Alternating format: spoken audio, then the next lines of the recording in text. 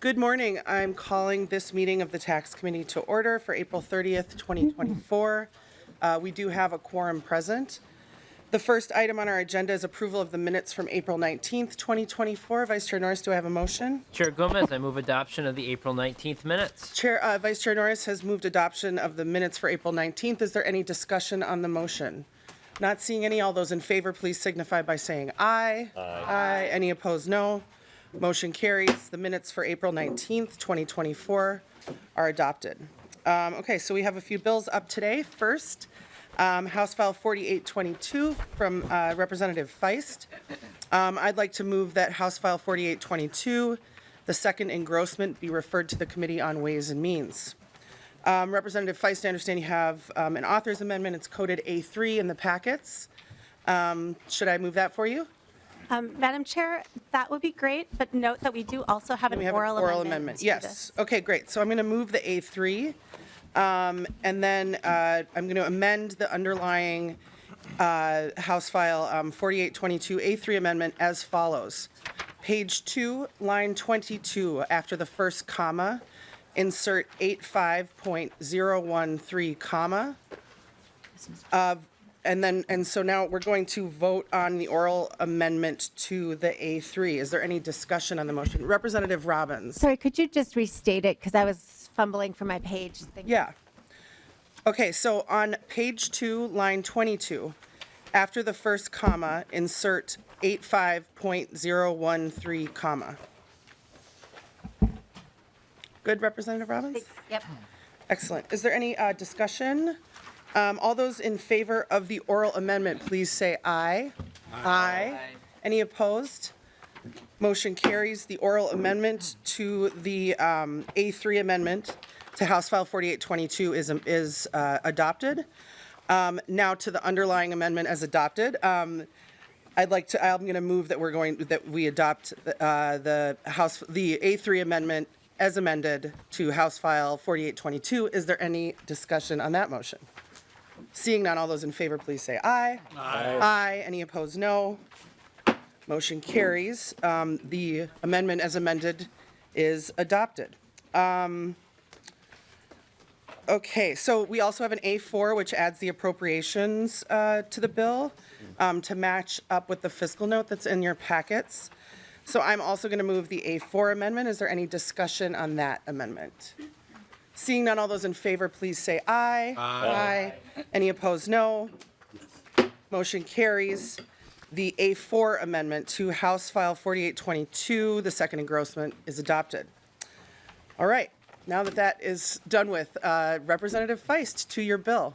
Thank you, Madam Chair. Thank you, Committee. This is my first time before the Taxes Committee, so I brought donuts from my district, from Heights Bakery. And those donuts are available to anyone who lost sleep over House File 4822. So you all know who you are, and you can grab some donuts too. House File 4822. This bill is in response to the May 2023 unanimous decision by the U.S. Supreme Court in Tyler versus Hennepin County, which found that Minnesota's tax forfeiture laws were unconstitutional. Specifically, the Supreme Court found that the county's taking of the excess proceeds from the sale of tax-forfeited land beyond the total delinquent property taxes, costs, and fees owed was a violation of the Takings Clause. The bill before you is a result of extensive collaboration and dialogue amongst stakeholders, including the Association of Minnesota Counties, which convened counties across the state to evaluate the Tyler decision and identify solutions. Legal aid, the judiciary branch, constitutional scholars, the DNR, colleagues on both sides of the aisle, among others, have all been included in the conversation and analysis. I would also like to recognize the extensive research and counsel that nonpartisan staff have committed to this complex challenge. Thank you. 4822 does the following. It makes a public auction mandatory when a claim for surplus proceeds are filed in order to pay out any excess proceeds to the property owner. It creates a process to ensure that excess proceeds on minerals are not retained in violation of the takings clause. The amendment modified the allocation of funds to prioritize the property owner before dividing the surplus proceeds. And the amendment also created a process so that the DNR can continue to withdraw from sale forfeited property within public lands without violating the takings clause. And note that the appropriations was to the DNR because they will have additional duties under the new structure. This bill addresses the holding of Tyler while keeping many of the aspects of existing law that make Minnesota unique and responsive to property owners, including a long redemption period, payment plan opportunities that extend the redemption window, and ample notice periods. Due to the Supreme Court's holding in May 2023, we must take steps to immediately reform our state tax forfeiture laws. This bill represents a balanced approach to this directive that incorporates the perspective and expertise and hard work of many stakeholders and legislative staff. If we are not able to reform our laws, we are perpetuating a broken system for property owners and adding fiscal liability to the state. This problem will only get more expensive as time passes. I would like to note that this bill has bipartisan authors in both bodies. Representative Davids and Niska are co-authors here in the House. This is a reflection of the bipartisan collaboration and consensus over the need to update our tax forfeiture laws. And I appreciate everyone's collaboration on this. And with that, I will turn it over to the experts. Thank you so much, Representative Feist. Welcome to the committee. Mr. Rogan, please just introduce yourself as you get started with your testimony. Good morning. Thank you, Madam Chair and members. My name is Dan Rogan. I'm an Assistant County Administrator in Hennepin County and the County Auditor. And I've been part of the AMC Tax Forfeiture Work Group working on this issue for the past several months. And I'm here in support of this bill and the A3 amendment. And I really want to thank Representative Feist for carrying this bill. I'm not going to go over the Tyler decision, but I want to provide a little bit of background about existing law and how this impacts that law. Under existing Minnesota law, if an owner doesn't resolve their tax delinquency, the property ultimately forfeits to the state in its entirety. The delinquent taxes and costs and any liens are canceled, and the county, on behalf of the state, disposes of the property by selling it or transferring it to another government entity for a public purpose. Proceeds from the sales of forfeited land subsidize county's cost in administering this collection process. If there are leftover funds, they must be distributed to school districts, cities, and counties on a yearly basis.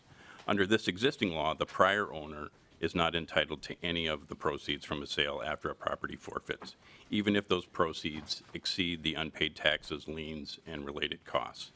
The Tyler Court, as Representative Feist just indicated, held that by not providing the prior owner with a mechanism to claim cash surplus during this process, Minnesota's law is unconstitutional. House File 4822 changes Minnesota tax law to comply with Tyler, and it does so by making really two significant changes. First, it creates a process for us to determine whether there's a surplus. It does this by requiring a public auction for all tax forfeited land.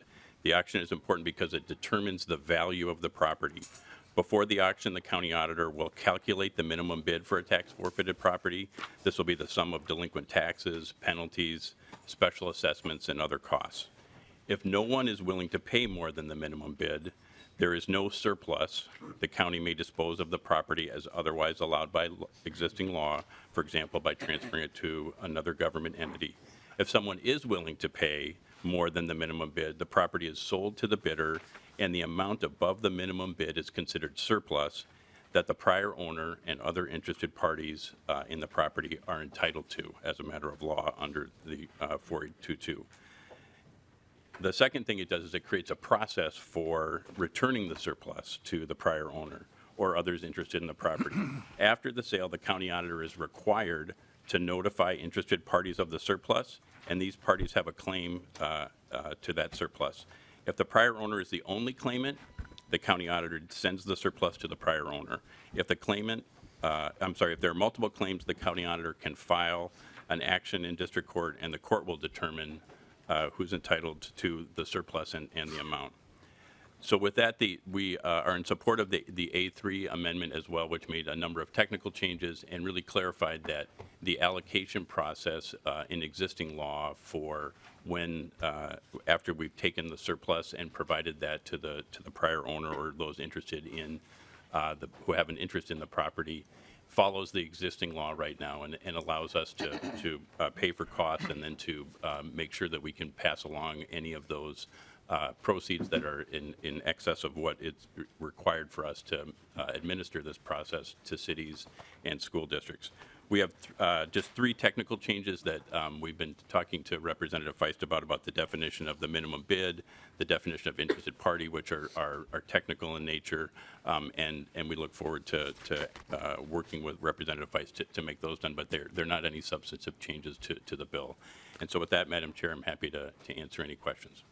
Thank you very much, Mr. Rogan. So if you could stick around while we hear from a couple other folks in case anyone has a question for you when we get to member discussion, that would be great. Next up, Julie Marinucci. Welcome. Please just state your name as you get started with your testimony. Thank you, Chair Gomez and committee members. We really appreciate being here to support this bill. My name is Julie Marinucci. I'm the Director of Lands and Minerals for St. Louis County, and we have appreciated the support and the work of our author in establishing this bill, and then also Representative Lislegard and his support in helping shepherd this important bill through the legislature. St. Louis County manages over 900,000 acres of tax-forfeited land. So when this ruling came down, it was really important that we made sure that this bill and the resolution reflects the unique nature of northeastern Minnesota. Collectively, the northern counties hold over 2.4 million acres of tax-forfeited land. Those lands are used for timber management, they're used for recreation, they're part of an integrated public lands base that generally serves northeastern Minnesota. And so the establishment of the solution as it relates to Tyler really had to take into account that many of these forfeitures happened back when the forfeiture laws came into effect in the late 1930s. And the other piece that's really important in northeastern Minnesota is the mineral wealth that we've got. And so any resolution with this bill had to make sure to protect the mineral estate. And we've appreciated working with the DNR and within the AMC working group to figure out what that path looks like, because it was a little bit more complicated to figure out that unique nature. So the bill at this point accomplishes all of those things, which is quite a feat, and we appreciate the support.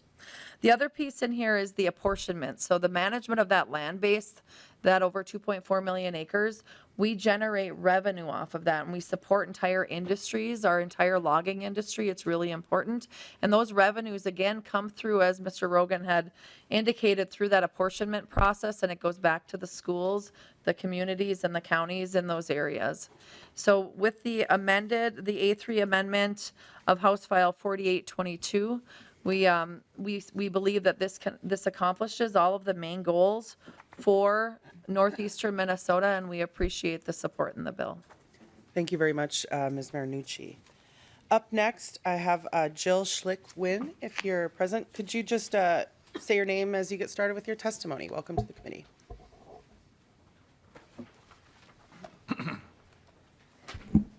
Good morning. My name is Jill Wynn. That's spelled Nguyen, and I'm an attorney at the Department of Natural Resources. Thank you for hearing DNR's concerns with this bill. I also want to thank Representative Feist for working with the DNR to address its concerns. This bill requires that tax-forfeited properties are sold by public sale, and when the properties are sold, the mineral rights are transferred to the state of Minnesota. This provision is consistent with Article 11, Section 10 of the Minnesota Constitution, which requires that the state reserve mineral rights in properties that it transfers. If a landowner alleges that the value of the mineral rights transferred to the state exceeds the delinquent taxes, assessments, penalties, and cost, the DNR commissioner must determine the value of the landowner's mineral rights. The landowner is then entitled to a payment from the DNR of the excess amount. DNR has 3 concerns with this bill, but Representative Feist has addressed one of those concerns with the amendment that she has proposed today. First, the bill as originally drafted required an auction even for properties that have typically been withdrawn from sale. For example, tax-forfeited lands in state parks, certain tax-forfeited lands on meandered waters, and land subject to mining permits or leases are typically withdrawn from sale. Representative Feist amendment addresses this concern by allowing DNR the option to condemn these lands. In cases where DNR would condemn these lands, the prior owner would have the opportunity to claim surplus condemnation proceeds. Second, the bill requires the DNR to determine the value of the landowner's mineral rights if there is a claim for surplus proceeds. DNR does not employ staff who work in the area of mineral valuation. DNR would need to retain additional staff to do this work. DNR's fiscal note estimates that we would need the following staff. We would need 1.5 full-time equivalents in in-house attorneys, 3 full-time equivalents in mining engineers, 2 full-time equivalents in economic geologist, and 1 full-time equivalent in a project manager. Third, because landowners could file claims challenging DNR's mineral valuation, DNR estimates that we would need to reimburse the Attorney General's office for about 1 attorney and 1 paralegal's time per year. Thank you for hearing the DNR's concerns with this bill. Thank you, Ms. Nguyen. Finally, Kylene Lindgren.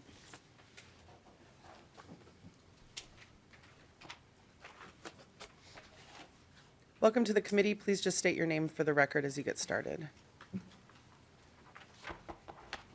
Thank you. I'm Colleen Lindgren, Legal Policy Manager at the Pacific Legal Foundation. Chair Gomez and members, thank you for your time today. Pacific Legal Foundation is a nonprofit public interest law firm that represents our clients free of charge in challenges to their constitutional rights. We represented Geraldine Tyler in the Tyler v. Hennepin County case, which set this bill in motion. And we really appreciate the opportunity to work with Representative Feist and others on this committee and elsewhere who have been invested in making sure that Minnesota's tax forfeiture process is made constitutional. And I'm not going to belabor any of the great points that Representative Feist and the other testifiers have made, but I wanted to let you know that Pacific Legal Foundation supports House File 4822 in its second engrossment, as well as the amendments that were offered and accepted today. And we believe this bill provides clarity to all parties, improves notice requirements, requires the sale of property and proceeds to former owners in an appropriate manner. And we really appreciate your support for this bill. Thank you, Ms. Lindgren. That's the end of folks who've signed up in advance. Is there anyone else present who wishes to testify on House File 4822? Not seeing any, we will move to member discussion. Representative Swedzinski. Thank you, Madam Chair. Just a general question along these same processes. We've often said, I think we're kind of moving along that line of how we adequately look at land when it comes to state assets that are under their control, whether it's a tax forfeiture, whether it's a school trust land. And, one of the issues that we've been having, especially with school trust lands, that's not necessarily a related issue, but something to talk about is, the DNR is essentially, if they're closing down development, if they're closing down mining, if they're closing down timber on school trust land, essentially that's a taking from the kids. And, I think what we're trying to get after here is a little bit of that same mindset of where does the value, is there value above and beyond what was owed when the tax was owed and the land was taken over, and how would people be potentially reimbursed for that? But something just in general to be thinking about is, if there is essentially a copper mine sitting below school trust lands and the state is withholding it because it's currently under DNR management, that the students, in order to keep that land from being developed, should be reimbursed with the idea in the same process that a mine would be actually used in the revenue generated from it. So I think that's something we should be looking forward to, as a state, to say we can't just hold these things in perpetuity without actually developing them in a real manner and saying, well, it's being used, but we have a picnic table on it, when the real value is what's underneath. And I think representatives around this table would agree that, the kids deserve better. It's not just tax accounts, but it's also the assets that they currently own are exceptionally important to develop in a manner, or at least be reimbursed in a manner that would reflect their true value. So that's my comment. That is a little outside the scope of 4822, but it looks like Representative Feist, if you had anything to. I guess I was just going to say the same thing. So under current law, the mineral rights already forfeit to the state, and this doesn't change that. So it's kind of like adjacent to this bill. Thank you. Representative Anderson. Thank you, Madam Chair. I think this is I'm going to commend you. This is a sticky situation, right? And I think this is a good solution. So bringing all the stakeholders together was a good job. So thank you. I support this. Thank you. Any further member discussion?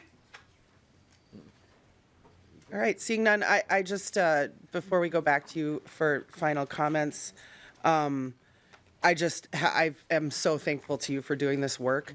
It's like not maybe glamorous. There are a lot of people in this room who have put a lot of time and a lot of effort into this.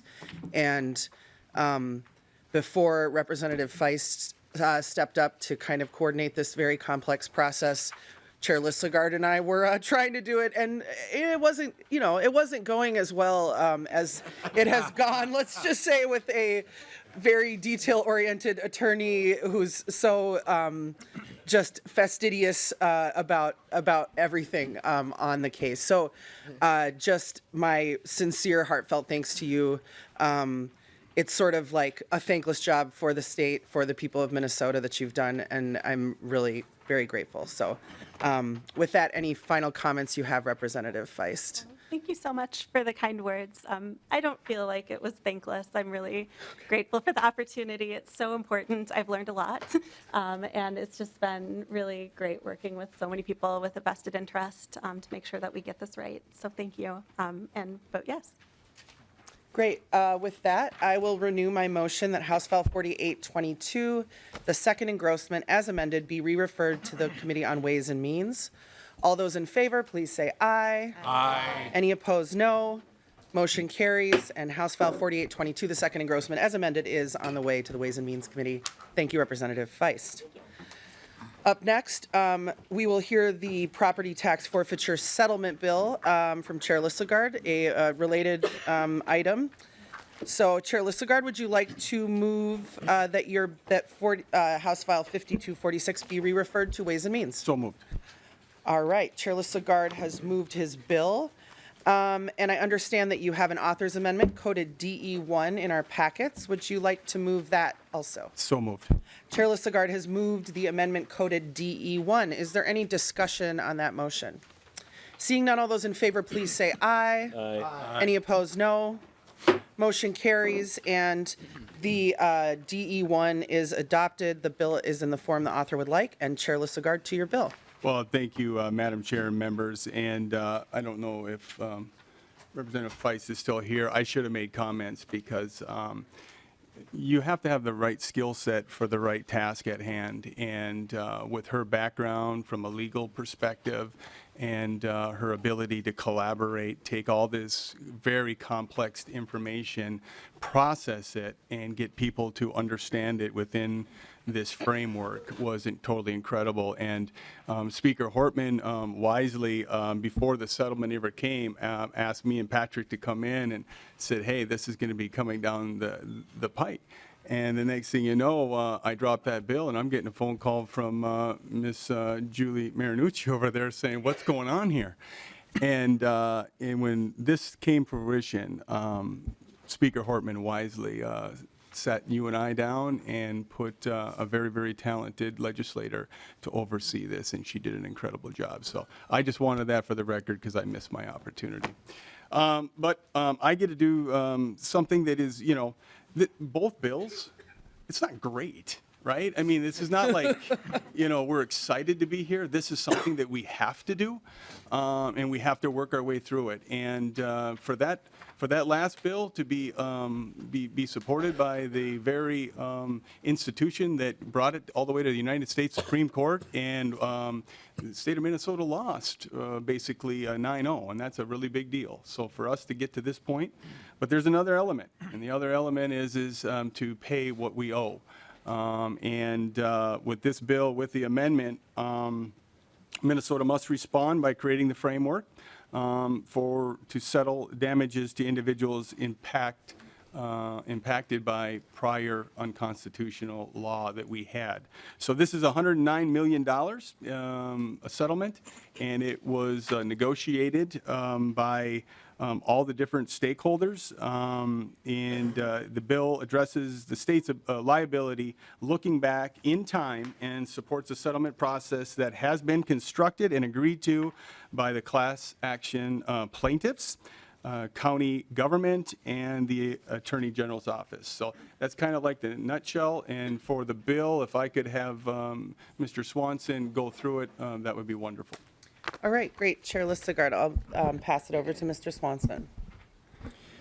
Madam Chair and members, as Representative Lislegard mentioned, this bill appropriates $109 million in fiscal year 2024 to the Commissioner of Management and Budget to make payments for settling the litigation related to the retention of tax-forfeited lands. So these would be properties that were forfeited within the settlement window, which, if you look on the DE amendment, varies depending on county, but you can sort of see the windows on lines 1.7 through 1.9. And this deals with forfeitures up through the end of 2023. Payments under the terms of the settlement may be made from the appropriation for properties located in the participating counties. And in order for a county to be a participating county, they must elect to participate in the settlement, agree to provide the commissioner with necessary property tax data in order to determine payments that need to be made to the county, agree to make a good faith effort to sell any remaining properties that forfeited prior to 2024, and then remit a portion of those proceeds from the sale of those properties to the Commissioner of Management and Budget. Lastly, subdivision 5 of this bill requires that the participating counties annually submit reports to the Commissioner of Management and Budget on the properties that forfeited within the settlement window. Each report would include a date in which the parcel forfeited, a description of the efforts made to sell the property if it hasn't been sold yet, and if the parcel was sold, the purchase price and the amount that was remitted to the commissioner. The commissioner would then compile all that information and submit regular reports to the legislature. Thank you, Mr. Swanson. So we're going to move to testifiers now. Matt Hilgart, welcome back to the committee.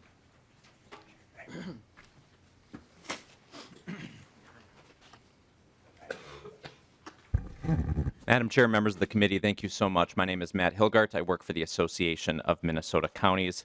I want to thank Chair Lislegard for championing this bill and being so passionate about working with us throughout the summer and fall and winter on trying to solve this issue. Madam Chair, I also want to thank you and others as well, because I know that you were in those conversations as early as this summer. This is an issue, as you said. I think Representative Anderson actually stated it very well. This is a sticky situation. It's an inconvenient situation, and it's a thankless situation. But the fact remains is that we have to solve it. And I want to thank everyone for their bipartisan interest in this. There were bills last spring, not only Speaker Hortman and Representative Lislegard seeing that this was an issue we'd have to solve, but former Representative Howe and State Senator Warren Limmer throwing in bills. This was something that we all saw after the decision is something that was going to greatly impact Minnesota and have ramifications for taxpayers if we didn't get this right. And there are two solutions that we had to figure out. We had to figure out a policy way to fix our broken system and make it constitutional. In all frankness, other states are also watching us to see how we respond because we're not alone in this. The second thing we had to do is resolve that liability. And I think Chair Paul McDonald from St. Louis County Board has testified in front of this committee before. He's kind of said it eloquently to me. He goes, Matt, on this, if we're successful, folks will never know how bad it could have been.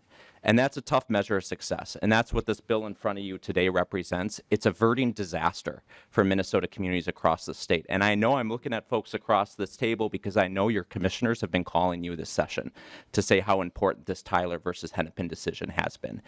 This is something that unites all 87 counties and their unanimous support for it. Let's figure this out. Let's fix this. We appreciate that the state acknowledges that they had a role in passing the statutes and telling us as counties, as Dillon State, as your arms of state government, that, hey, you are going to carry out the functions of tax forfeiture process in Minnesota. So we appreciate that acknowledgement. We also have a component in here, though, where we are also paying back assets to the state to cover some of that $109 million cost.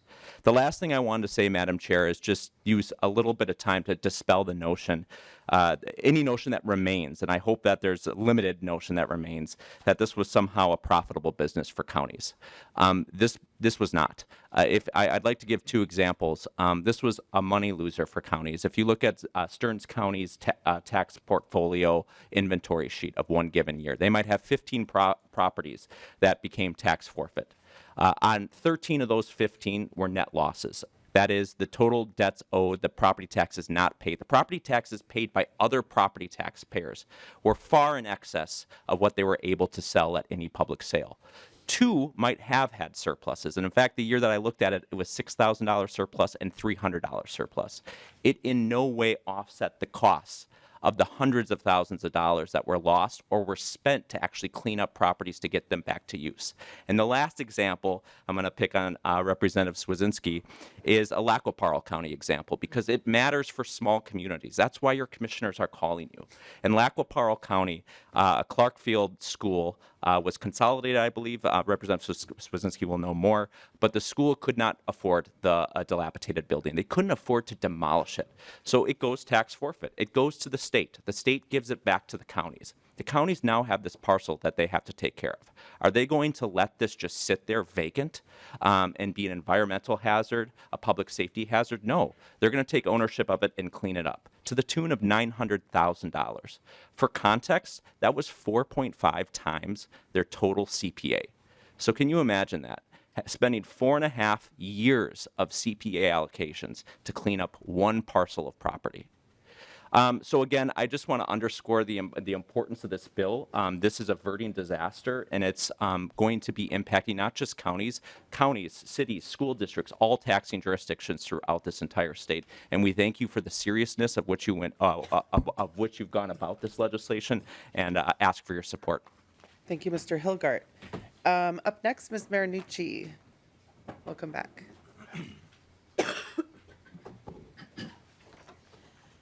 Hello again, Madam Chair, committee members. Julie Marinucci, St. Louis County Lands and Minerals Director. Again, want to reinforce the appreciation of the support. We know that the $109 million is a really big number. And St. Louis County, for whatever reason, we tend to have a higher turnover in tax forfeited properties. So as part of this bill, it has the references to a good faith effort. On an annual basis, we end up forfeiting between 150 to 250 parcels of land. And so our good faith effort is, we're carrying about just over 500 parcels of land that fall within that look back period. So we've got our work cut out for us because the previous bill, 4822, requires that properties that forfeit, that we turn around and put those up for auction within 6 months. That will interlace with this then good faith effort to try and sell and recoup as much as we can from those properties that sit within our inventory. But we truly appreciate the support, the funding. It is a big deal. And the counties really needed the state to step forward and appreciate everyone's efforts, knowing especially in this year, it was a difficult lift. So thank you. Thank you, Ms. Marinucci. Is there anyone else present who wishes to testify on House File 4822? Not seeing any, we'll move to member discussion. Representative Swedzinski. Thank you, Madam Chair. And just to kind of just bounce back off another comment kind of associated with Mr. Hilgart's comments from the counties. Some of the issues we do see is where school districts will sell a property. So they'll take an old school that's no longer being used, maybe from a consolidation or an abandoned property, and sell it to a private individual. And so essentially jettisoning it from that jurisdiction of tax liability. So, as we know, our school districts don't necessarily always follow county lines. They may they wiggle around and go about. And so, what we're seeing is a transfer of liability from one group of taxpayers to the next. So while that school was built with the tax expenditure from one group of people, they get rid of it by simply putting it on the auction block, selling it on eBay, which was the case in which happened in Clarkfield, and then sell it. The folks lose it or decide to walk away from the project or decide there's too many things involved in it, and it goes back to the tax rolls because it's been forfeited because property taxes aren't being paid on it, and essentially then the liability transfers to another jurisdiction. So a group of people that maybe didn't have anything to do with building the building to begin with are now liable for its either upkeep or demolish. And so I think that's something we should be, that's part of that conversation when it comes to school districts, one taxable entity going to a different, which would be a county. And so that's just a little bit more for you guys to just enjoy. Man, I never knew you could buy an old schoolhouse on eBay. You learn something Yeah. new every day around here, I swear. That's right. That's right. All right, is there any further member discussion? Yeah. All right, Representative Davids. Thank you, Madam Chair, and I was just thinking if it's sold on eBay, I wouldn't be able to buy it. Representative Davis, do you know the school mascot's name for Clarkfield? Cardinals. Representative Davis. Madam Chair, Cardinals? He's got it. Is that right? Yeah, absolutely, it's right. Well, Representative Davis. Thank you, Madam Chair. And I would like to thank Representative Lislegard for this bill. When this first came forward, I thought, well, the counties owe that. They got to pay this. And so I called some folks, and they said, well, Greg, they were just following state law. I went, oh, okay, well, that makes it a little bit different here. So, yes, they were following state law. We were in a very, very bad situation from, I would think, the county's perspective after the settlement of the case. So this has been a very, very good bill to work on. I like the bipartisan ones. And the counties were amazing. The county commissioners came forward and really helped us along this, and we were able to put this together. So I believe on the amendment, that was basically the Senate language, so there's not the clawbacks. Okay, that's what I thought. So thank you, Chair Lislegard. This is a good bill, and I hope it gets signed very, very soon. All right, Chair Lislegard, any final thoughts on your bill? No, Madam Speaker, it's not sexy, but we need to get it done. All right, with that, Chair Lislegard will renew his motion that House File 5246, as amended, be re-referred to the Ways and Means Committee. All those in favor, please say aye. Aye. Any opposed, no. Motion prevails. House File 5246, as amended, is on its way to Ways and Means.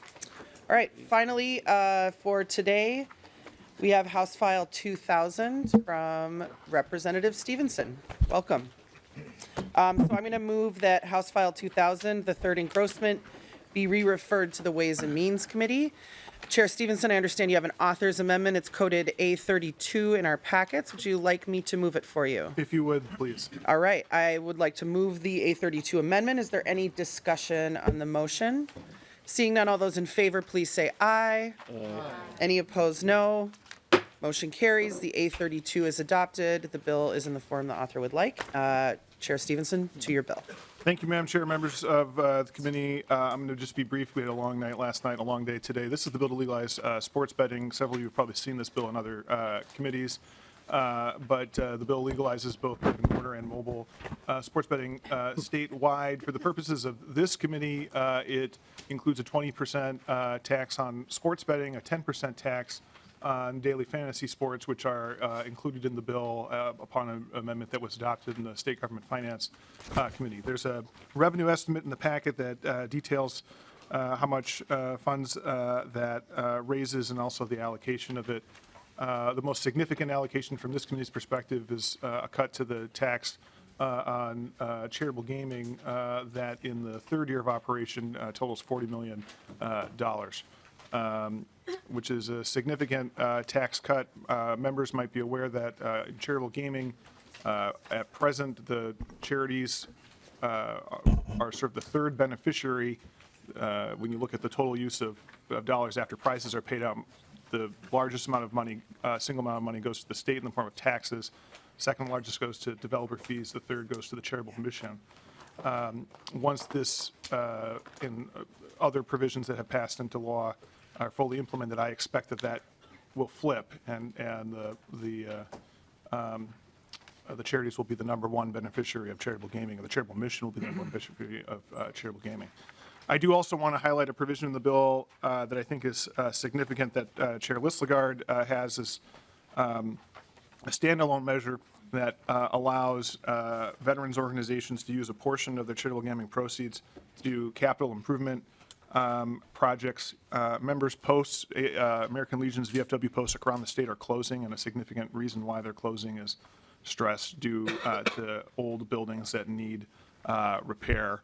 And Chair Lislegard's bill, I think, is a good way to keep those institutions open and the key contributors to our communities that they are. I can say from experience that Coon Rapids American Legion closed 7-8 years ago now, and it was really a devastating thing for our community. So keeping these posts open is really valuable. So I want to thank Chair Lislegard for his work on that. And I understand, Madam Chair, there are testifiers, and I'm sure there are questions that I'd be happy to answer.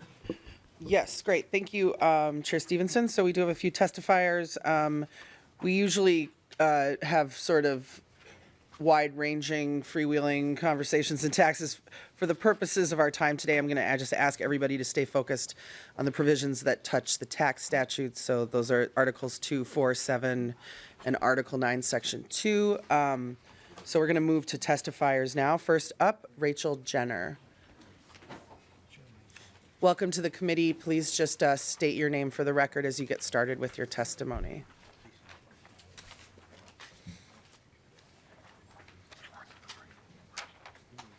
Thank you, Madam Chair, members of the committee. My name is Rachel Jenner. I'm the Executive Director of Allied Charities of Minnesota. We represent many of the licensed charities who conduct gambling in Minnesota, and we have been working closely with Representative Stephenson and the other authors to bring this bill forward and reduce our taxes. We very much appreciate his efforts to give us meaningful tax relief. It has been our goal to bring the taxes down to a level where our organizations have the funds available to contribute more to their communities than they pay in taxes, as Representative Stephenson noted. Just 5 years ago, we were paying $88 million, and this year we will be at $200 million in taxes on an annual basis. Our ability to serve our communities has definitely been hampered by these excessive taxes. One local hockey organization that I've spoke with, and I've mentioned this in the past, was struggling to raise $200,000 to put a rink into their community, and their tax bill was over $100,000 a month. So while we agree with legislators who have expressed that they want to give us even more in tax relief, we need consensus and we need bipartisan support to pass this bill this year.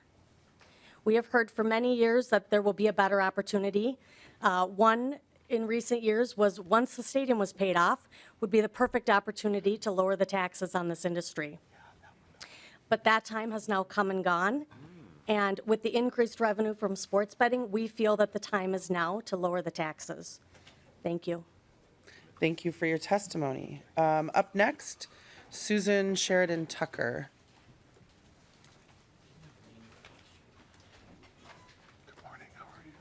Please just state your name for the record as you get started with your testimony. Welcome to the committee.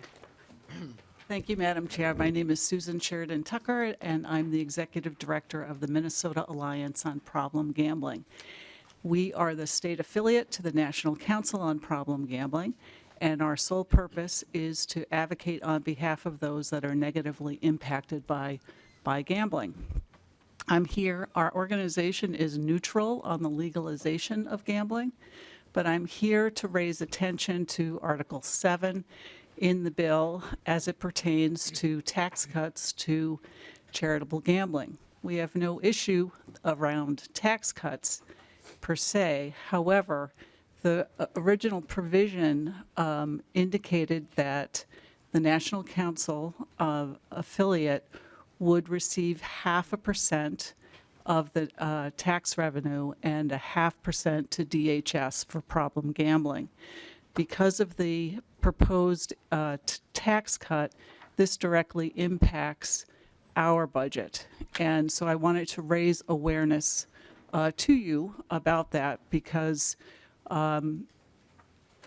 when that provision was enacted, it also stated that there should be no cuts to existing services, even though potential increases in services might take place. And for us, it's a significant cut. We're looking at figures of 136,000 this year, up to 166,000 in fiscal year 27. And while that may seem like a small amount overall, it is significant to our program budget. And so I just wanted to raise that issue, and I appreciate the time. Thank you. Thank you for your testimony. Up next, Dr. Christy Janigo.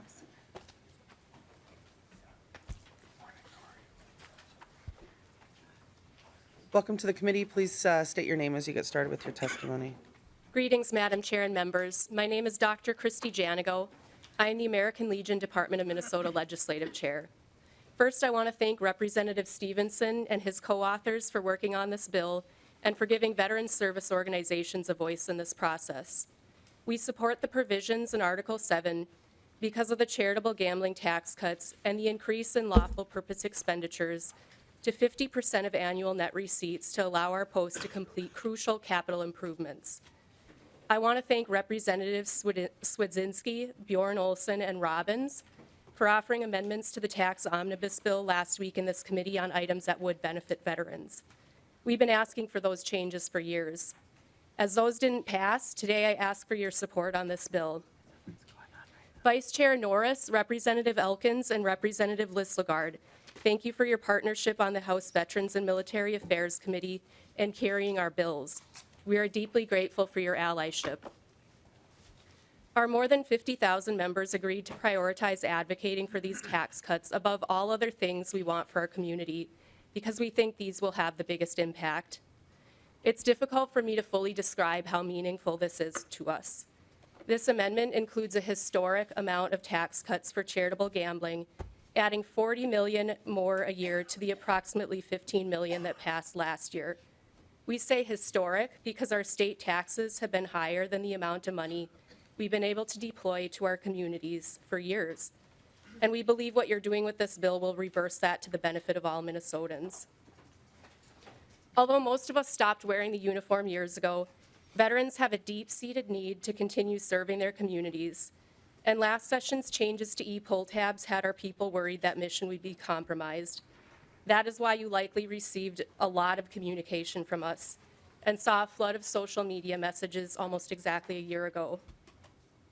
We use charitable gambling funds to carry out our 4 pillars: Veterans Affairs and Rehabilitation, National Security, Children and Youth, and Americanism.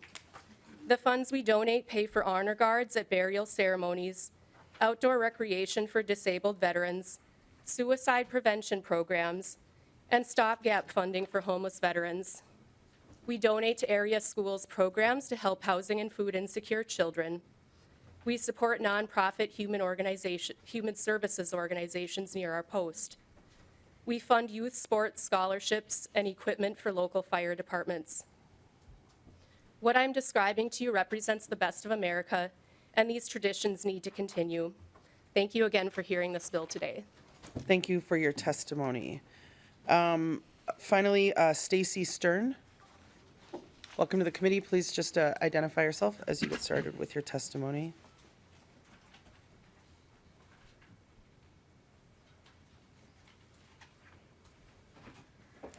Hi, good morning. Stacy Stern. Good morning, Chair Gomez, Vice Chair Norris, and members of the committee. My name is Stacy Stern. I'm Senior Vice President of Government Affairs at Underdog Sports. Underdog is an emerging leader in the sports entertainment industry, focusing on verticals in paid fantasy sports, sports wagering, and sports content. And I'm here today to support HF 2000, which will regulate fantasy sports contests and sports wagering in Minnesota. I want to thank Representative Stephenson for his tireless effort, judgment, and focus on this matter. Underdog Sports is a proud member of the Coalition for Fantasy Sports, made up of members from leading innovative fantasy sports platforms that include Prize Picks, Better, and Dabble.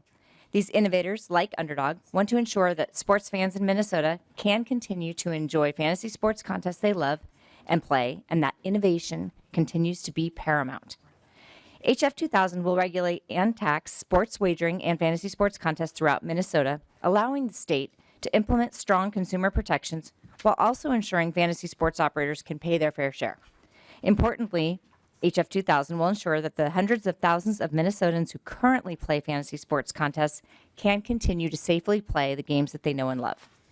Given the popularity of fantasy sports contests, it's easy to surmise that current projections of $500,000 in 2026 and $1.2 million in 2027 are very low based upon activity in comparable states like Michigan and Arizona.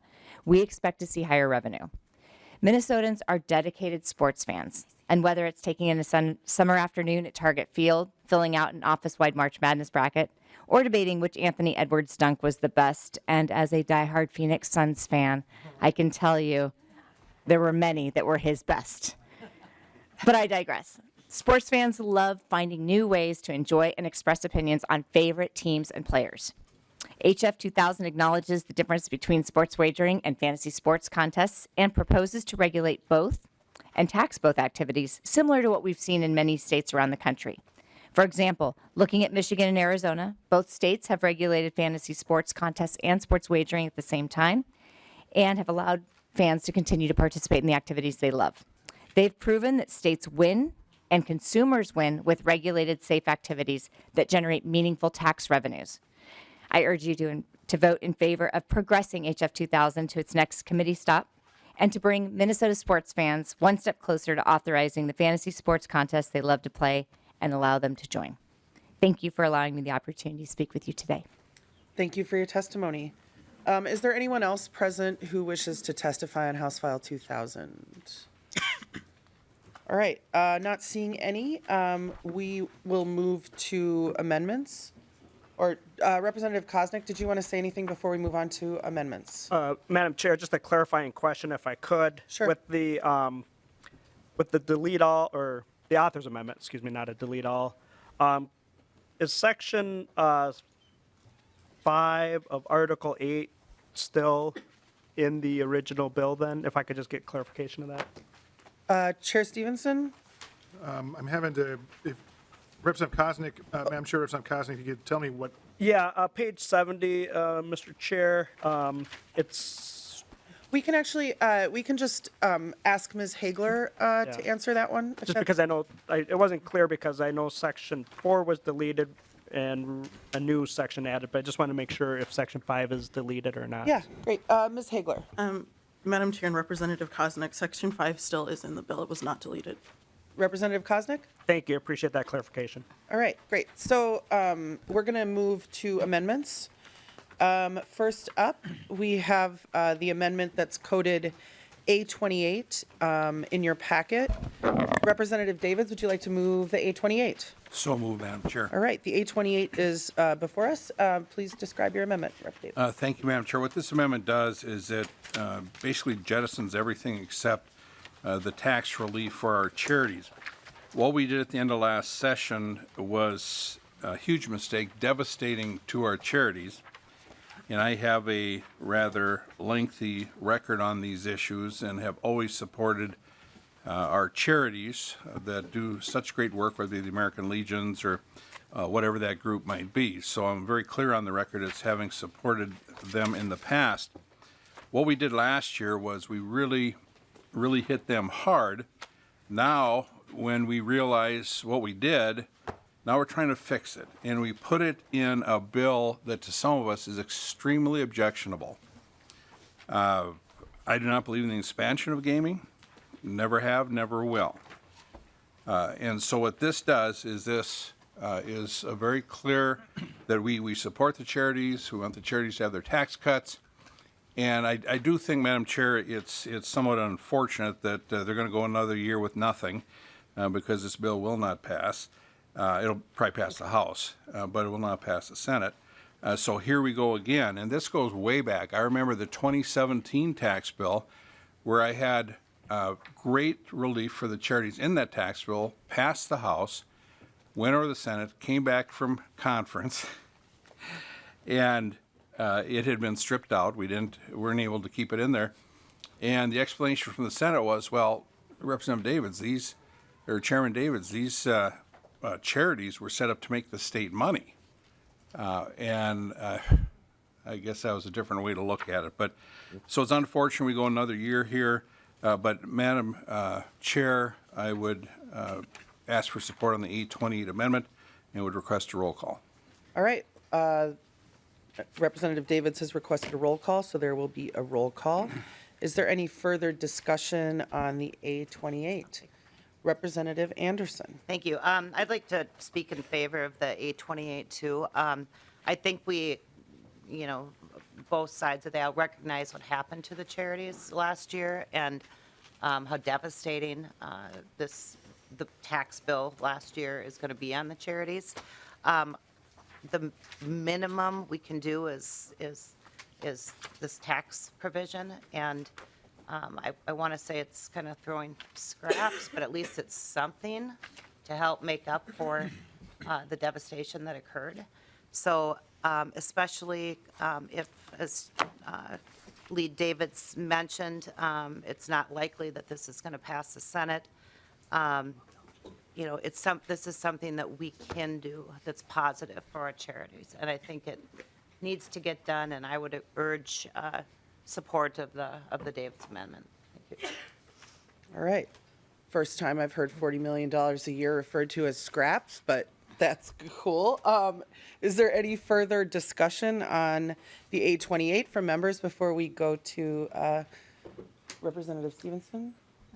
Yeah, thank you, Madam Chair. We're really put in a bad situation here because something that many of us really support, the charities, are being put with something that we just cannot stand for.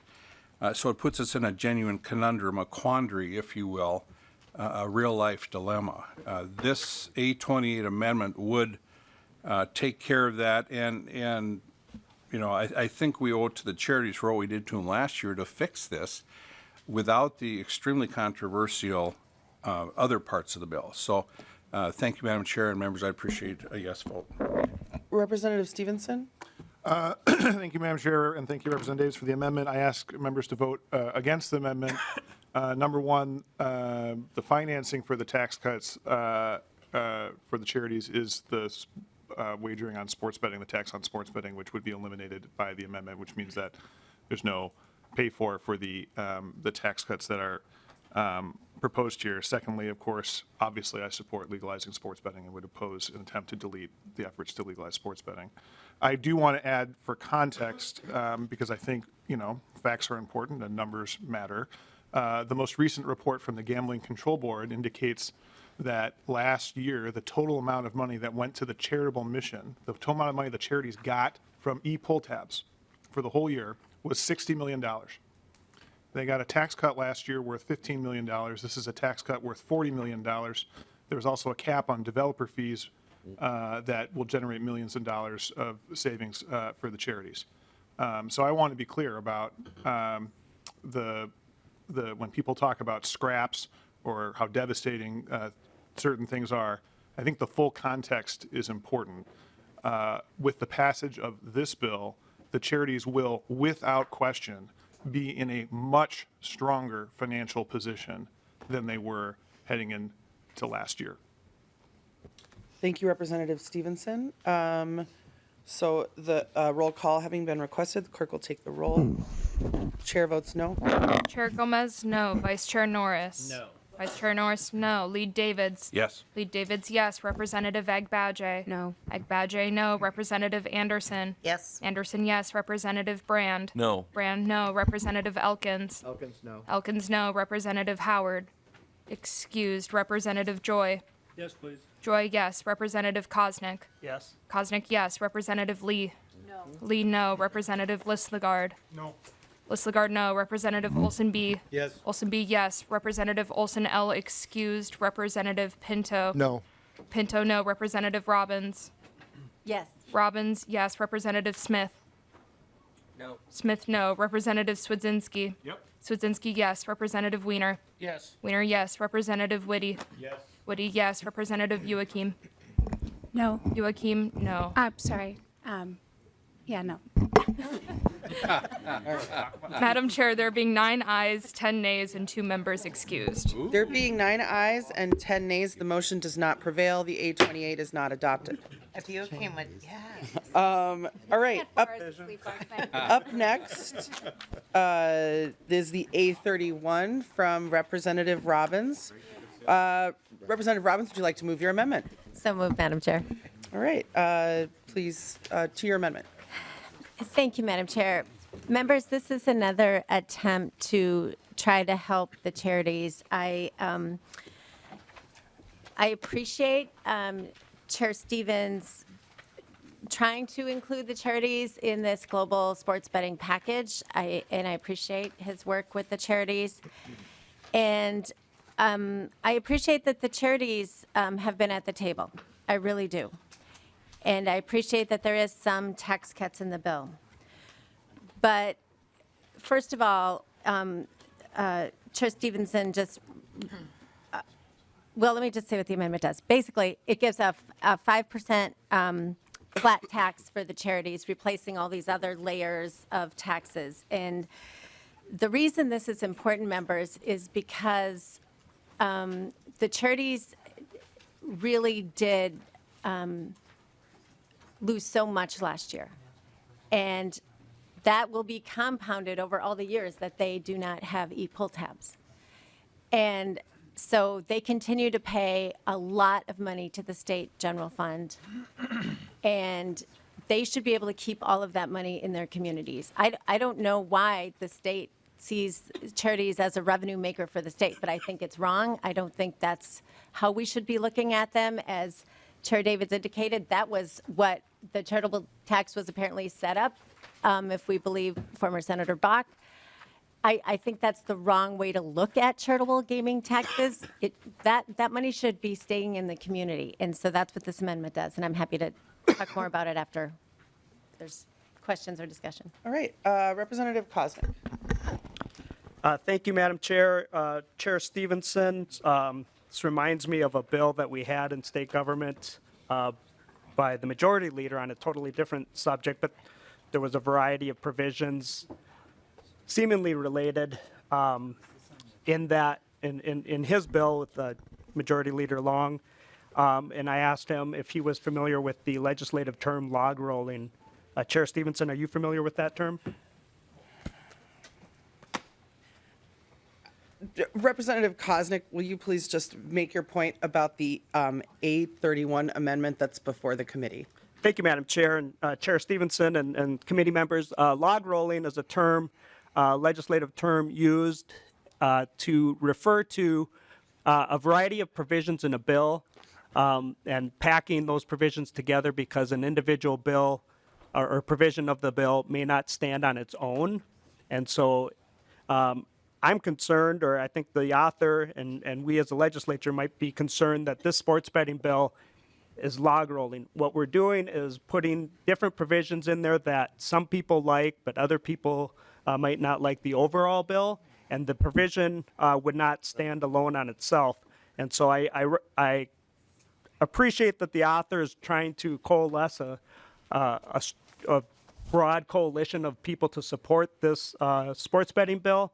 And by packing in and log rolling in a favorable provision for the charitable gaming groups, I think that's an important enough provision that it would stand alone on its own. And we're trying to entice members to vote for the overall provision of sports betting by putting something in here that has broad bipartisan support. This should be on its own. We're log rolling in a favorable provision that Representative Robbins her amendment helps support, and I support the amendment, but I'm concerned, or we should all be concerned, that we're just building a coalition and it would not stand up if it was challenged in court, and I hope if this does pass, that there may be, we do this probably a little too often in the legislature, and I hope somebody might challenge it. We should be supporting our charitable gaming associations. Last year, the majority. Representative Koznick, we're talking about the A31 amendment. We're going to get to member discussion on the overall bill. Will you please confine your comments to the A31 amendment that's before the committee right now? So, Madam Chair, last year the majority decimated the business model of the charitable gaming associations, and I support the A31 amendment so that all the local charities, groups, projects across the state may continue to flourish. Representative Anderson. Thank you, Madam Chair. I also speak in favor of the Robbins amendment. When we essentially, we talked about a business model, but when you have less sales and less net income,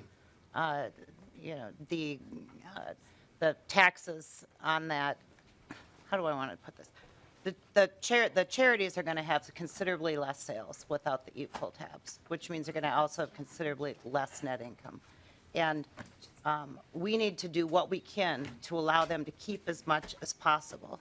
So of this smaller dollar amount of net income after, again, we decimated the e-pull tabs last year. By lowering the tax rate to 5%, that'll help a little bit. Every little bit helps, but this will help a little bit. So I would encourage us to support this amendment. Thanks. I just want to remind everybody that we did not ban e-pull tabs last year, that what we did was we aligned the design of e-pull tabs with the original deal that brought them into being. And so we're just going to not say things that are untrue as we're having this conversation. We're not talking about a future without e-pull tabs. That's not where we are. Is there any further member discussion on the A31? Can I go to Rep. Stephenson and then you can close up? Representative Stephenson. Thank you, Madam Chair, and I appreciate that clarification is really important for folks to know that we did not ban e-pull tabs or end e-pull tabs, and in fact, members of the committee should be aware that the Gambling Control Board is regularly now approving games compliant with the new rules. So there will be e-pull tab games continuously in Minnesota, and I hope all members responsibly carry that message forward because we don't want to mislead the public into thinking that e-pull tabs are going away.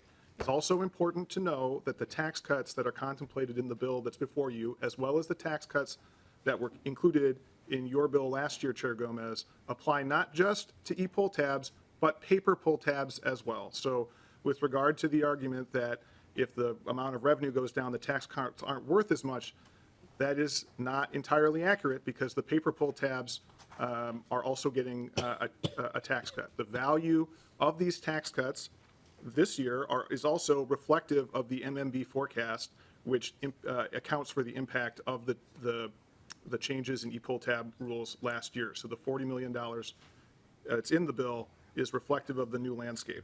I do want to put some numbers before the committee in terms of what the Robbins Amendment would cost. The biennial cost of this amendment is $260 million. So it is a massive cut in tax on the charities. And I also do want members to be aware, as Ms. Sheridan Tucker noted, that a portion of that money is dedicated to problem gaming, and that would disappear as well if you cut the taxes this significantly. So this would result in a cut to problem gambling programming at the state level of 1.7 million on a biennial basis, on a two-year basis. So a significant cut both in revenue. And of course, if members look at their revenue estimate on the bill, you can see that the total amount of money generated by sports betting is not anywhere close to $260 million, which is the cost of the Robbins Amendment, which means that there's no financing for this tax cut that is found in the sports betting bill. Thank you. Representative Robbins. Thank you, Madam Chair. So I appreciate the clarification that e-pull tabs were not banned, but they were decimated. The change in how the games will be played will significantly reduce revenue for charities, and that is a fact. And so I appreciate accuracy, so I'm happy to clarify my remarks, but I want the underlying point to stand that the loss of revenue to charities is substantial. Secondly, I think we also need to be accurate with how these tax cuts are going to affect charities. And I appreciated hearing from the woman from Allied Charities and how it's better to take this than nothing, basically. And I find it so offensive how we have been talking about veterans in this committee, and they literally just get last year they were devastated. This year they're getting some accommodation, but it's not 40 million a year, and I don't think it ever will be. Members, the first round of the tax cuts in the first year, they get 6.9 million. The next year, if it holds up, they get 27 million. The third year, they get 34 million. And in the fourth year, FY28, is when they would see 39 million. So they don't get 40 million next year, and a lot of my local charities think they do. That is not accurate. So let's be accurate on all accounts. By the time we get to FY28 members, we're looking at deficits. I am concerned that this will just get reversed. We are building the tax cuts out into the far years when we all know there are deficits looming, and we could just turn this back. I think the charities are honestly getting played, and I'm sad about it. I'm grateful that they can now use some of their money to do improvements in their facilities. That's something we've been fighting for years, and it's really meaningful. I'm grateful for that. But what is never said is that that expires in 2029. So they think they're going to be able to do that. Do you know how long it takes to get fundraising going and projects bid and things done? A lot of them won't even be able to get their projects done before that expires. Most of my local charities have no idea that's going to expire. So when we are in here patting ourselves on the back saying we are doing good for the charities, I just want to bring the reality out so that our local charities understand this is something, and it may be better than nothing, because I think the sports bill is going to die and they will again get nothing from this session. But members, this is not 40 million a year, and they don't get to use this in perpetuity.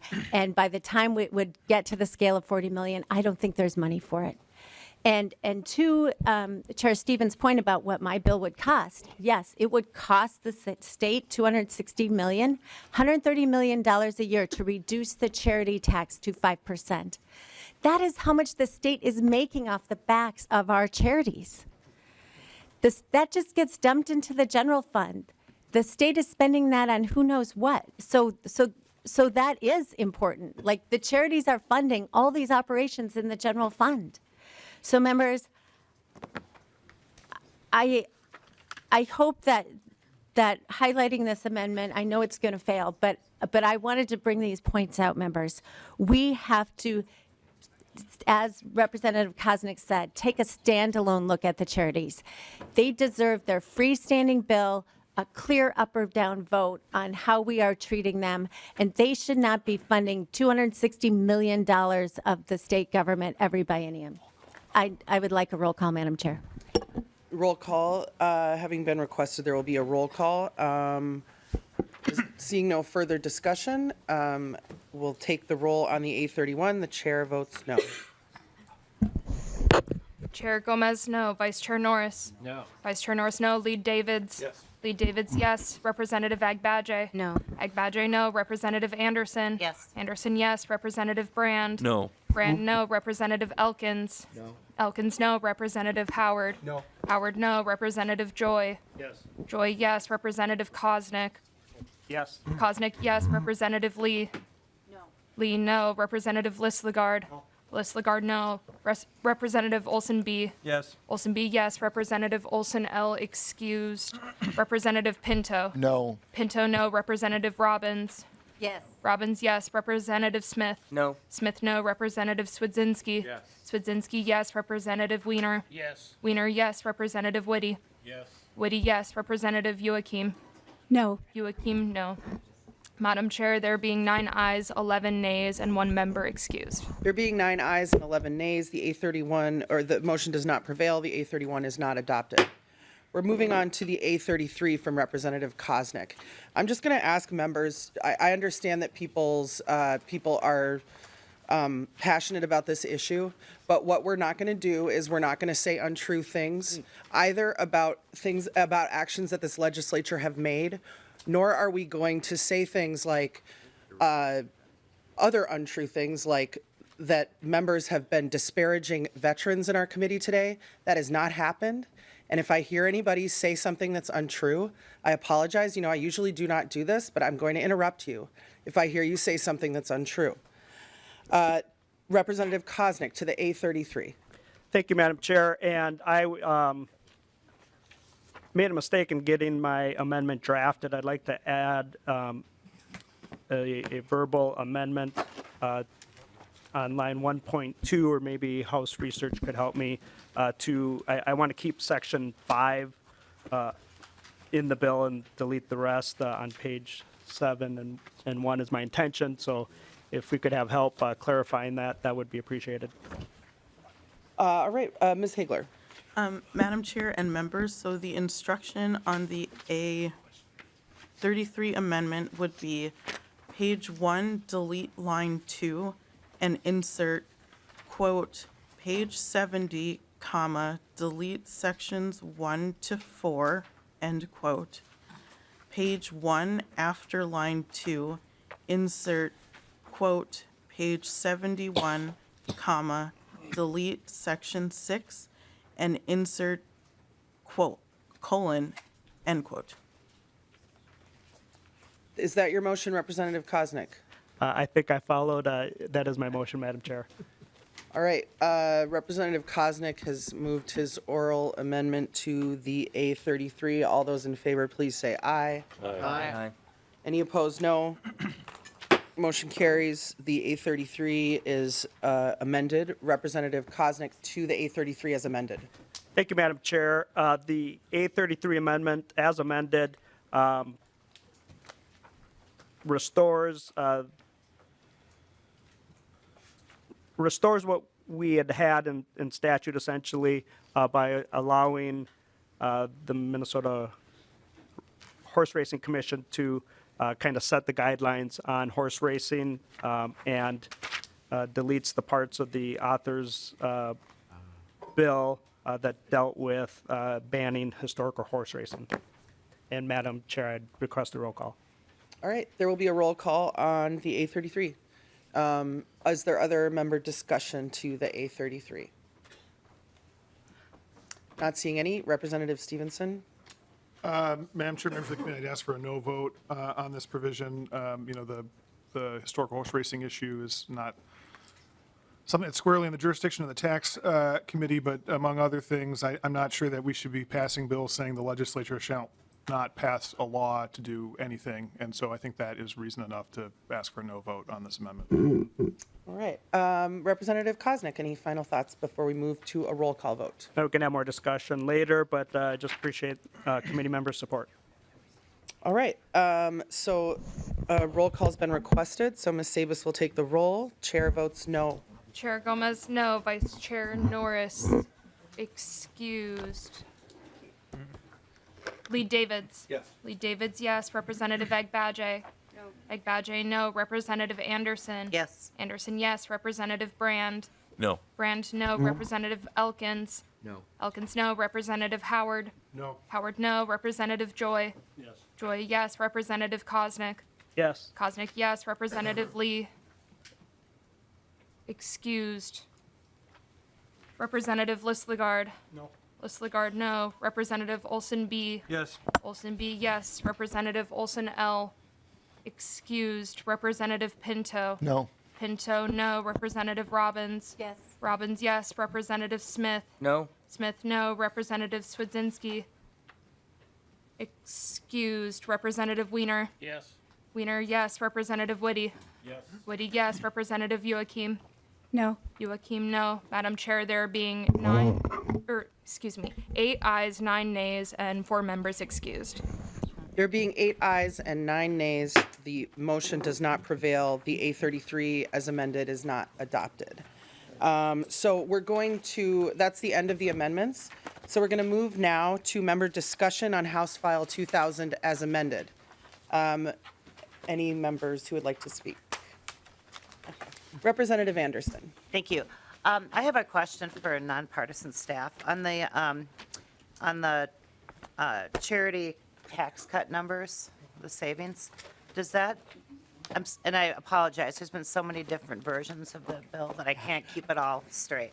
Yes. But does that does that assume that the revenues from the e-pull tab, from charitable gambling remain the same, or higher, or lower, or what's the assumption on those tax? Ms. Hagler, or Ms. Templin? Whoever can answer. Thank you.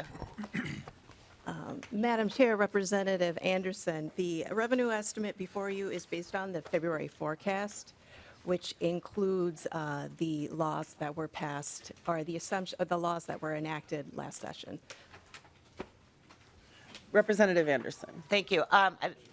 Can you answer, is the assumption that the revenues, the net revenues that are taxable are going to be the same for charities? Ms. Templin. Madam Chair, Representative Anderson, the February forecast for lawful gambling did include the regulatory changes that were enacted last session, and the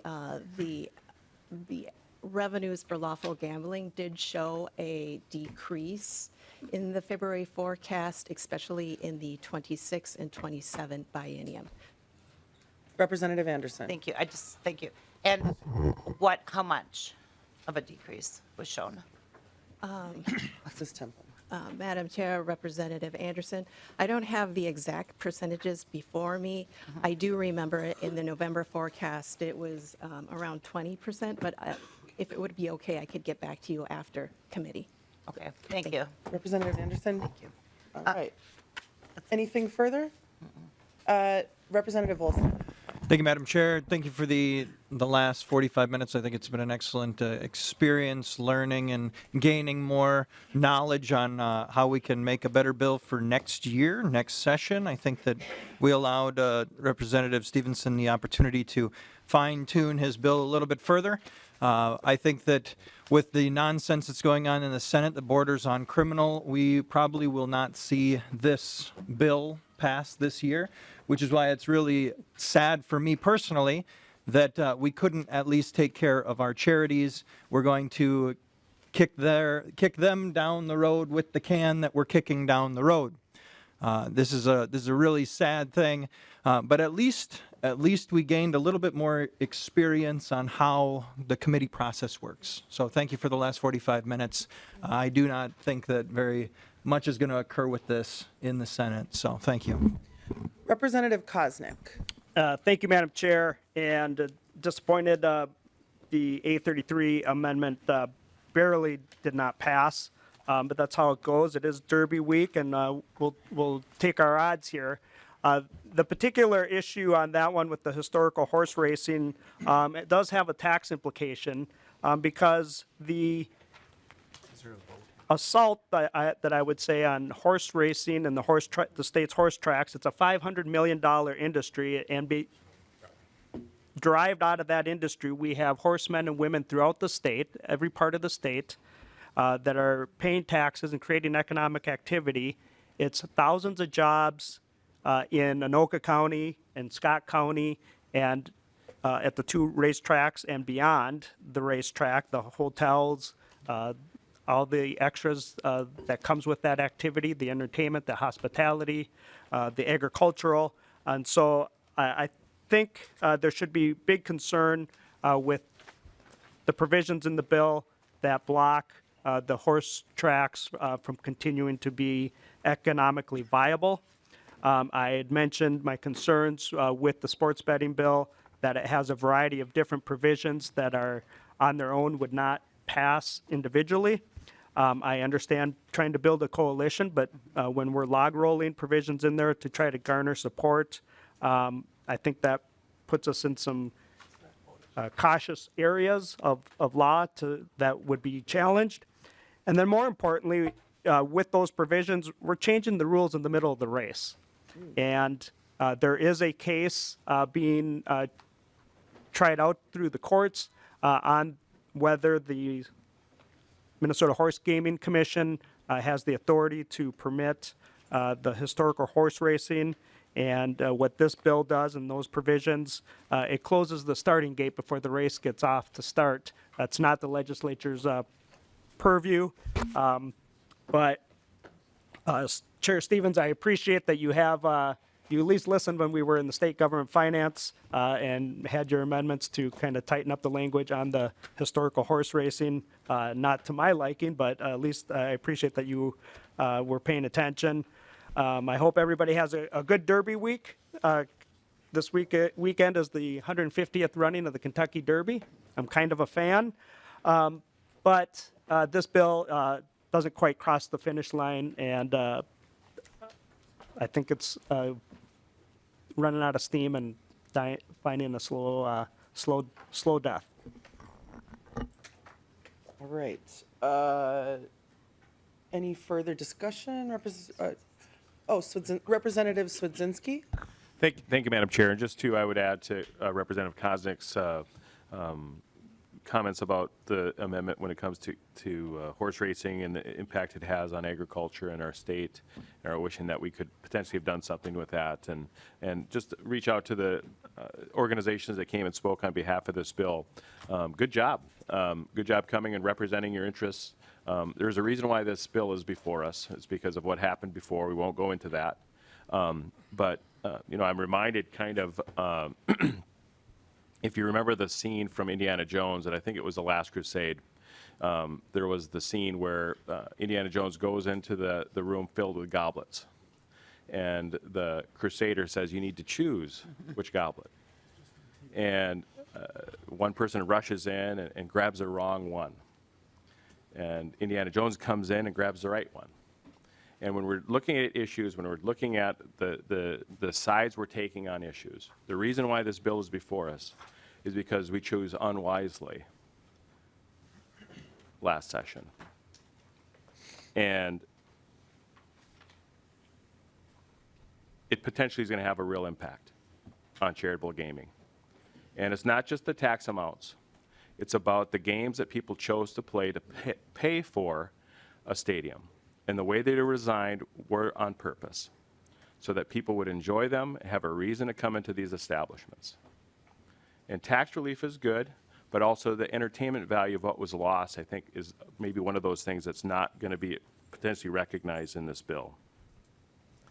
And, I would just encourage as we move forward, whether charitable gaming is part of a change, whether it's sports betting is a change, and whether that becomes law or not in this state, I would just encourage the organizations that are affiliated with this, that were impacted, to remember what caused this bill. Thank you. Representative Whitty. Thank you, Chair Gomez. Representative Stephenson, thanks for bringing this bill forward to us. My concern is with horse racing and the historical piece that Representative Koznick brought forth. Our horse tracks have been a part of this, and obviously have an important piece in our communities and throughout the state. Recently, I learned a bill that Representative Koznick brought forward, Elijah on the backside, and the racetracks supporting that nonprofit that help our first responders, our military with PTSD.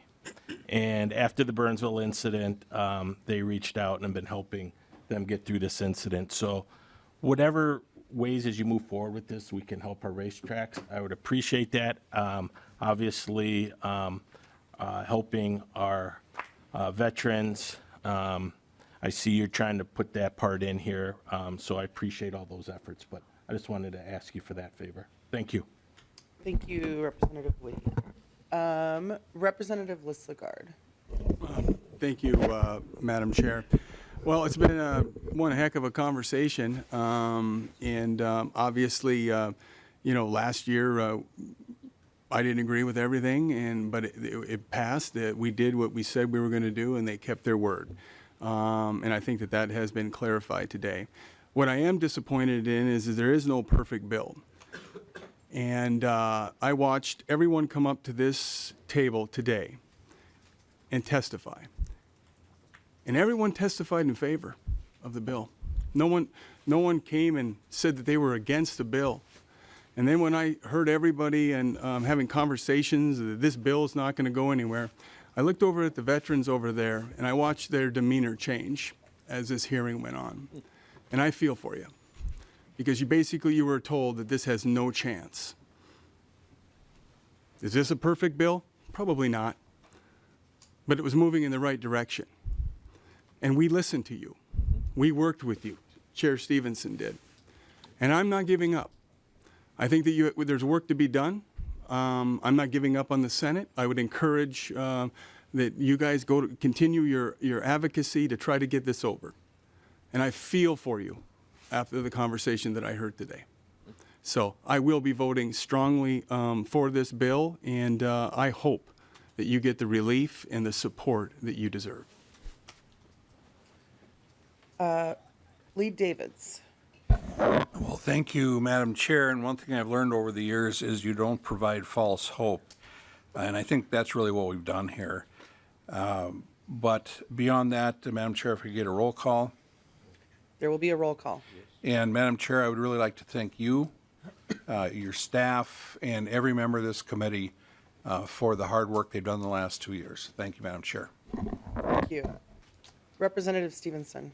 Well, I will also thank you, Chair Gomez, and your excellent staff in the Taxes Committee who have worked very hard on this bill and many others, and I very much appreciate it. And I appreciate the conversation today, though not necessarily the prognostication. There's a long way to go left in session, and nothing's ever dead until sine die is one of the oldest cliches about this place, but it's because it's true. So let's keep working, would be my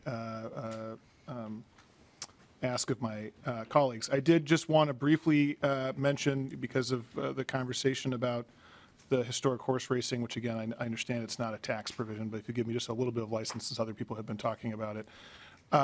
This relates, for members who haven't been paying attention to this particular piece, there was a decision by the Racing Commission to authorize 500 historic horse racing machines at each of the state's 2 tracks, so 1,000 new machines. These are slot machines, members, horse racing themed slot machines that were authorized to put at the tracks. But more importantly, I just want members to understand they are not there now. So the language in this bill does not stop anything that is currently happening at any track. It prevents something from happening that was just authorized by an unelected commission. That's all that language does. Members, Minnesotans want sports betting to be legal. That's very clear in the polling. There's a broad coalition in support of this bill. It accomplishes many important tasks, and I'd ask members for a yes vote on the bill. Thank you, Representative Stephenson. So we're going to move now to voting on House File 2000 as amended. We're going to do a roll call. The chair votes aye. Chair Gomez, aye. Vice Chair Norris. Aye. Vice Chair Norris, aye. Lead Davids. No. Lead Davids, no. Representative Agbadge. Aye. Agbadge, aye. Representative Anderson. No. Anderson, no. Representative Brand. Brand votes aye. Brand, aye. Representative Elkins. Elkins, aye. Elkins, aye. Representative Howard. Aye. Howard, aye. Representative Joy. No. Joy, no. Representative Kosnick. No. Kosnick, no. Representative Lee. No. Lee, Yes. aye. Representative Lislegard. Aye. Lislegard, aye. Representative Olson, B. No. Olson, B, no. Representative Olson, L, excused. Representative Pinto. Aye. Pinto, aye. Representative Robbins. No. Robbins, no. Representative Smith. Yes. Smith, yes. Representative Swedzinski. No. Swedzinski, no. Representative Weiner. No. Weiner, no. Representative Whitty. No. Whitty, no. Representative Joachim. Aye. Joachim, aye. Representative Olson's here. Representative Olson, L. Aye. Representative Olson, L. I. Madam Chair, there being 12 ayes, 9 nays, and 0 members excused. There being 12 ayes and 9 nays, the motion prevails. House File 2000, the third engrossment as amended, is re-referred to the Committee on Ways and Means. All right, this is likely our last meeting of the term, members. We kind of did our full thank yous at the end of our omnibus tax bill, but the committee today was a lot of work for our staff, and so I want to just say again, thank you so much. Thanks everybody for bearing with us.